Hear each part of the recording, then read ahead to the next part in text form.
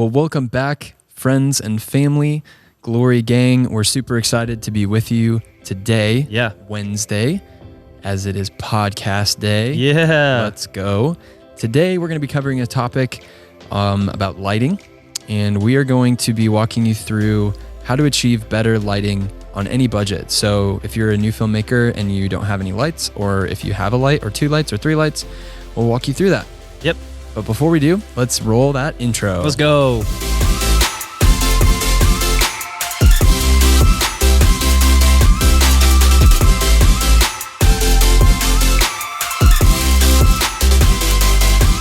I love lights. Lights are nice. Yeah, we just got some new lights. Yeah, we did. You know what's a really cool light? What? The one that God made. Nice. That's in the sky. When he said, "Let there be light." Yeah. And then there was. That was pretty sick. Yeah, that was really sick. I remember I was like, whoa. He literally created the sun, which is, quite frankly, the biggest source and most beautiful source of light. And we use it all the time. That's true. Because it's great if you know how to use it. And it's free. And it's free. It's just free. Outside. Yeah. It does have some time, restraints, and you have to shoot within certain times of it, but it is a great source, and you don't have to have the most amazing lighting kit to achieve great looking footage. Truth. So let's just break this down into its simplest possible terms. You just started your business and you don't own a light yet. A lot of people are there. Yep. And there's nothing wrong with that. That doesn't mean that you can't be a filmmaker. That doesn't mean that you can't shoot great videos. Mm-hmm. It just means you have to get a little bit more creative. Yeah. And you may not have the level of control that you would have with the light, but you can still do it and you can still make it look awesome. Right. So Darren, what are some tips for lighting without any lights? Yeah. So this can apply for a wedding. It can apply for really you're just shooting for fun. You're shooting for a commercial client. Whatever that is, really the approach that we took early on, and a lot of the times at weddings, and I think about hotel rooms for one, because lighting in hotel rooms are terrible. I mean, we have yet to go into even some of the nicest hotels. It looks very pleasing to the eye and the experience, but as far as in camera goes, it's going to look like trash. Yep. So almost every single time we will just have the lights kill in the moment of that shot. We'll just say, hey, can we kill the lights for just a few moments? And then we'll look for the biggest source in the room, which is the window, and we'll bring whoever it is we're shooting, typically the bride or the groom, into the window lighting, and we'll actually shoot them as they're looking into the light, and we'll try to shoot shadow side and get like a cool little shot of them looking out, or maybe some finishing touches with makeup or fixing a tie, whatever that looks like, but trying to use the best source of light possible in that. If you're shooting outside, which we do a lot of, not so much in the winter because it's freezing here in Omaha, Nebraska, but we do like to shoot. There's a lot of people know the term of blue hour and golden hour. So in the morning, the sun rises in the east, and it will look best from a certain time. And it depends on the time of the year and all of that stuff. But there is a really quality moment, about an hour or two of just really awesome light. And so you can utilize that. If you're not going to shoot in the morning, a lot of people do golden hour sunset shoots for video and photo, and that looks really beautiful. The sunset's in the west, and you have the sun behind them, and you shoot in that beautiful golden hour. It's really, really great. And that's just a couple little options, and that's how we use the biggest and the most cost-effective source of light to our advantage. Yeah, so a couple tips with that, and you can watch lighting video after lighting video, and they'll usually tell you the same thing. Yep. You want Rembrandt lighting. If you don't know what that is, go look it up.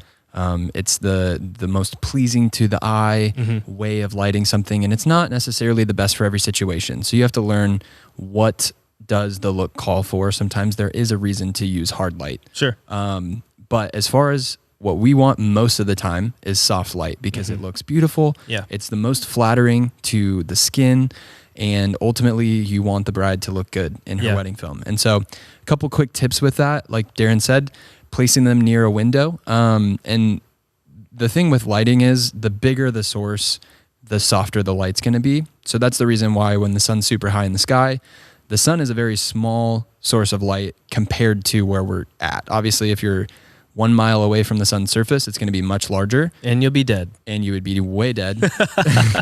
Very dead. But as far away as the Earth is from the sun, it's a very small source. So that's the reason why typically about an hour after sunrise and an hour before sunset, it looks the best because it's actually not directly hitting them, but it's being diffused across the sky, which gives you a much larger source. That's why when you shoot on a cloudy day, everything just looks great. Yeah. Because the sky is literally acting as a massive softbox. Yeah. Just diffusing light, and it's providing a source that is huge as opposed to a small point in the sky. I always think it's funny when brides are like, oh, it's a cloudy day on my wedding. It's going to be so ugly and the pictures are not going to turn out. And I'm like, honestly, this is the best case scenario.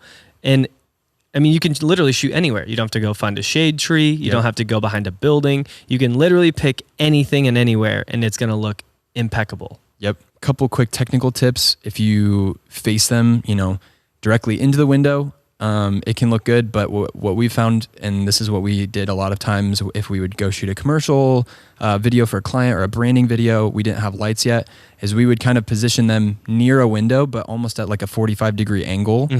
And so you get some of the light wrapping onto one side, but you do want there to be some shape. And Darren mentioned shooting into the shadow side, which just means you're shooting into the dark side of their face instead of shooting into the same side that the sun is hitting or the light is hitting. Right. And when you do that, it just adds shape and depth to the person's face. And so just a couple quick tips there. I will almost always shoot into the shadow side because it's just more visually interesting than shooting into the other side. Use windows to your advantage.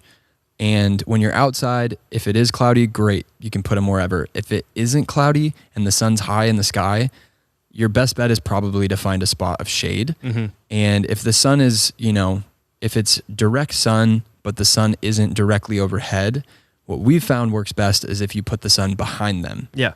And the reason for this is if the sun's blasting them in the face, there's a lot of issues. It just doesn't look as good. It doesn't look as good. They're going to be squinting. Their eyes are going to start watering. They're going to be, it's like showing all the shine of their face if it's hot out. I mean, it doesn't, and maybe you have a different opinion or you guys have a different opinion, but we just, the sun behind them has always looked better. So I think that's the biggest tips I would have for if you have no lights and you really just have to work with the sun. Yeah, you can do a lot with the sun. Yep. Now, if you're in a corporate office, something, for example, that doesn't have windows, the biggest thing that you want to make sure is that you don't have differing color temperatures, which is ultimately the reason why we like to kill the lights in the room when we walk into a hotel room, because the lights in every hotel room ever are going to be tungsten. They're going to be really warm, orangey, whereas the sun is more of a natural, pure white light that it gives off. Yeah. And so you don't want two different ends of the spectrum hitting your subject because your camera can't see it like we can, where everything looks normal. Your camera has to pick one to look normal. And so you really have to make either one look really bad or the other look really bad or both look really bad if you're somewhere in the middle. So just a tip there, if you are in a corporate office, we've done some like really weird tricks that have actually worked really well. So one thing that we've done just to soften the light a little bit is we would actually put a bed sheet, if it's like a corporate office with drop ceilings, for example, is we would actually stuff a bed sheet up into the drop ceiling to cover and soften the overhead lights. And so even just simple things like that can help you just get a little bit better softness in an environment where you don't have lights to replace or anything like that. So now you get your first light. Ooh. Do you remember when we got our first light? I do. The 120D. Yeah. And it was, well, we had some panels before that. Yeah, we did buy some like cheap Neewer panels just because we weren't really versed in lighting at all. And we were just like, hey, we want to see what this is like. And so we made those panels really do work. And we learned a lot having them. I think we bought 4 of them. And they served us well, and they were battery powered, or you could plug them in. They were pretty small. They all fit in a little case. We actually gave them to a friend of ours. She's a aspiring filmmaker, and we're like, hey, this lighting kit was perfect when we first started. So she's using those. But I remember when we first got our first like professional lighting, and it was awesome. Yeah, it's way brighter.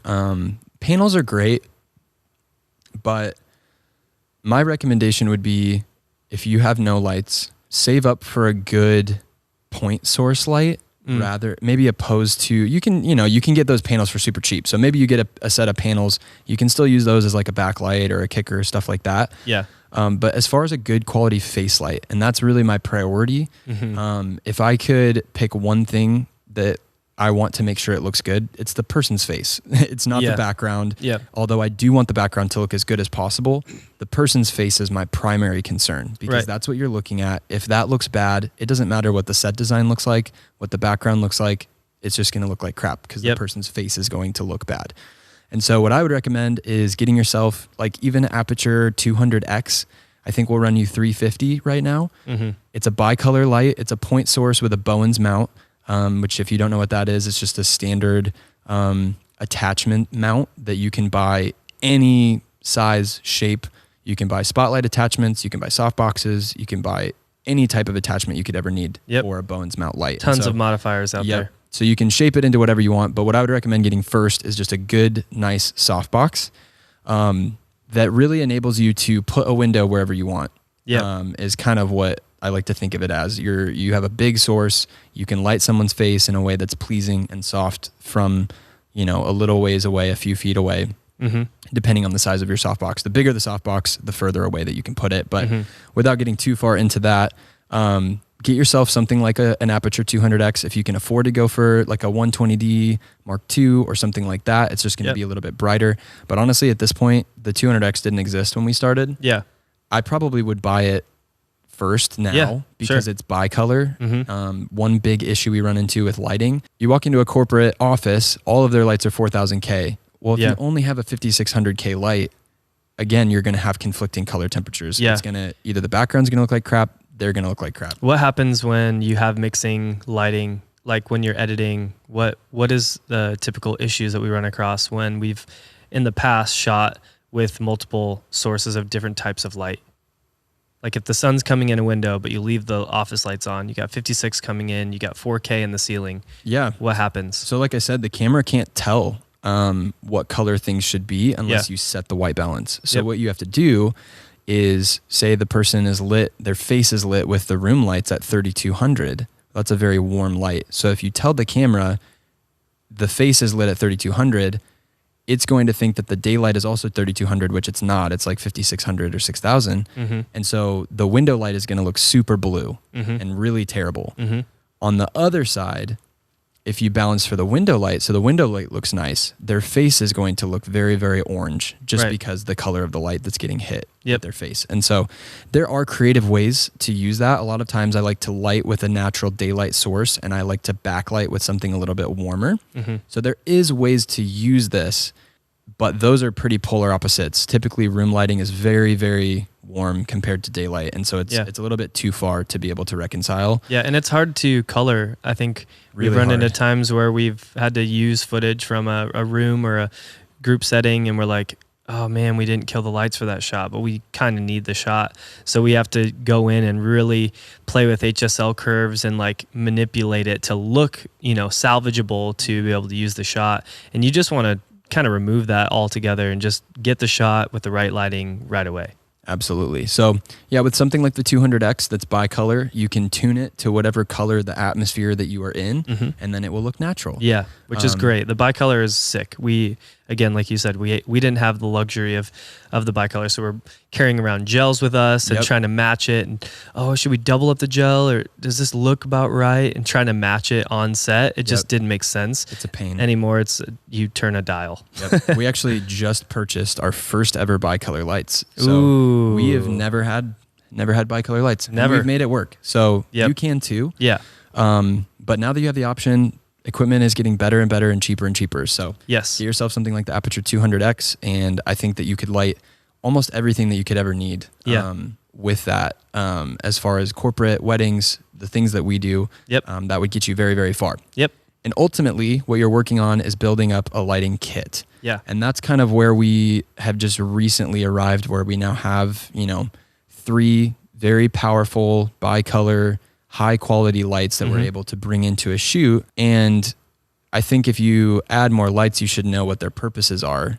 And so the first light I would probably complement your face light with. So you have a face light. The next light you get, I would use as a backlight or a kicker. Same thing, I think, whatever term you want to use, but it's a light backlighting them. Like we said, when you're shooting out in the sun, you want them to be backlit. The nice thing about that is it creates a halo or a little edge of light around them. Yeah.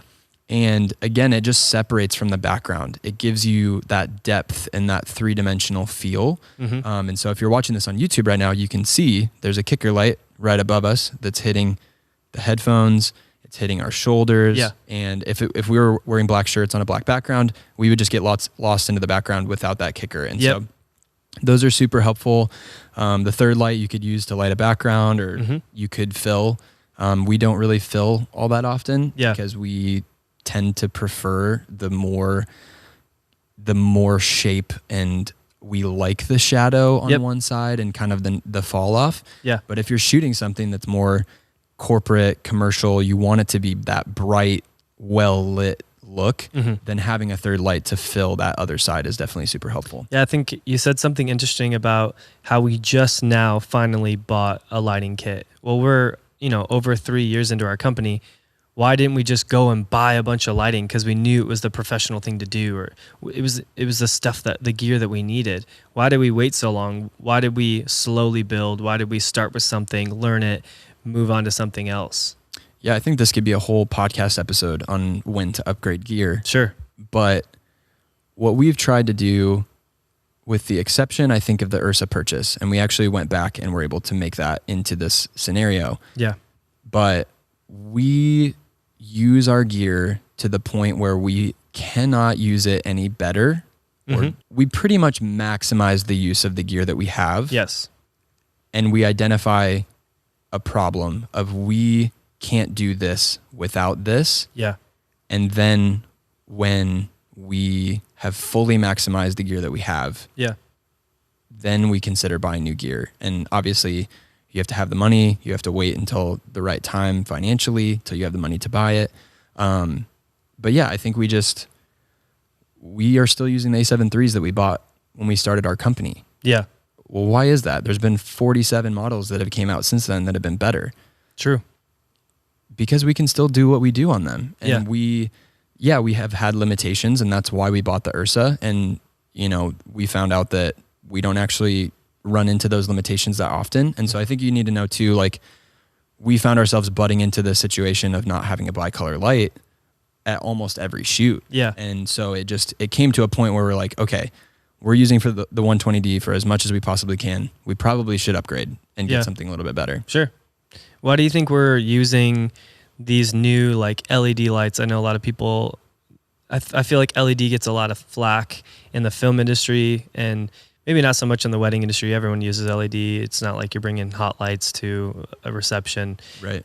Or maybe you are. I don't know. I'm sure there's people out there that do. I'm sure that it's a little overkill, but I would say what is the reason why we're really like leaning into, even specifically Nanlite is the company that we're really like investing our money into buying their products. You do a lot of the research on the gear and like what companies we're going to invest into and why we want this over this, which I very much appreciate because I don't really care as much as you do, and you do a lot more research and care about that stuff, and it's awesome. But why do we go with the LED stuff versus like a traditional lighting kit? LED lighting does and has, I think it's starting to slow down, but it gets a lot of flack in the film industry specifically. It's in a world where you have an unlimited budget, an unlimited amount of time, and an unlimited crew. So yes, objectively, what's going to get you the highest possible quality? That's what Hollywood is about. For us, you can get 99.5% of the same quality in a form factor that weighs a tenth as much, draws a tenth the power. Really running that way would just not work. It wouldn't be feasible. We don't have the crew to support it. Sure. And so, yeah, I have researched tons of different LEDs. I've been on Aperture for forever, since we started our company. I do really love Aperture as a company. Yeah. But like I said, with lighting, with cameras, the pace at which things are improving is incredible. Yeah. And things that didn't exist even 3 years ago when we started our business are now fairly accessible and cheap. Yeah. And so I'm always continuing to research what are new things that are coming out. because as new things come out that then are as good as the things that cost a lot of money now, it just drives the price of everything down. So Totally. I think Nanlite is a good company for us to invest in because they seem like they're kind of in the same vein as Aperture in terms of they produce high quality LED chips that have a high CRI and TLCI value. And really all that is, if you don't know, is it's a measurement of how accurate a light reproduces colors. And so 5 years ago, most of the LED lights that you would buy would be very inaccurate. They would cause really weird colors, skin tones. They would either be pink or green, like hue. There'd be a weird tint to them. Yep. And I think that most manufacturers have all but eliminated that, at least from what I've seen from our 120D and other LEDs that we've used. Yeah. Even the Pavo tubes, I think, do a really great job of reproducing natural looks. Yeah. And so, yeah, for us, it makes sense. And I think unless you are really a production company working on big feature films with a huge crew, I think the LEDs are the only way to go. The quality control and the quality of light that they output now is amazing. Yeah. I mean, to my eye, I'm not a colorist. I'm not a professional color scientist. And so I'm sure that somebody could probably point you a reason why it's less accurate, but I haven't noticed, our clients haven't noticed, and that's really what matters. Yeah, I love that. And we're just really speaking from what works for us and what works for our company and what we've seen work over the last few years. And if you have any questions on what gear that we're talking about specifically, all of it is linked below in the description. So you can go and check it out and see what gear and exactly how much it costs and what and all the specs about it. And if you have any further questions on our gear or anything that you would love to hear on this podcast, you can email us at hello@gloryvisuals.com and send in your questions, and we'd love to answer them right here on the Glory Boys podcast. Absolutely. Well, thank you guys so much for tuning in. If you're watching on YouTube, make sure you hit the subscribe button, hit the bell for notifications as we drop podcasts every Wednesday at 5 p.m. Yeah. If you're on Apple Podcasts, it would mean a lot to us if you leave us a rating. We love hearing your feedback. But until next time, we are the Glory Boys, and we'll see you in the next episode. Peace.